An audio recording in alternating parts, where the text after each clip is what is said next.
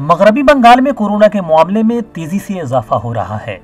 इसके पेश नज़र रियासती हुकूमत ने रियासत में मुकम्मल तौर पर लॉकडाउन नाफिज कर दिया है, जिससे आम जिंदगी मफलूज होकर रह गई है। मुकम्मल लॉकडाउन से जहां आम लोगों को शदीद दुश्वारियों का सामना करना पड़ रहा है, वहीं गरीबों और मिस्कीनों के लिए 2 वक्त की रोटी जुटा पाना मुहाल हो गया है। कोरोना गाइडलाइन के तहत मसाजिद में नमाजियों के दाखिले को भी महदूद कर दिया गया है, जिससे मस्जिद के बाहर मांगने वाले गरीबों और मिस्कीनों की परेशानियों में मजीद इजाफा हो गया है। इस दौरान ईटीवी भारत ने मस्जिद के दरवाजे पर मांगने वाले फकीरों के ताल्लुक से सामाजिक कारकुनान मोहम्मद इलियास से बात की।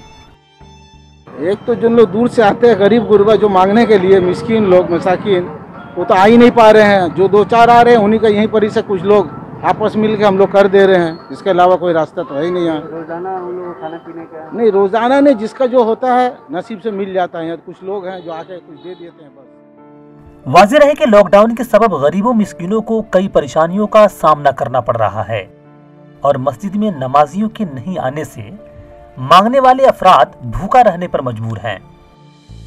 कोलकाता से शमशेर अली की रिपोर्ट।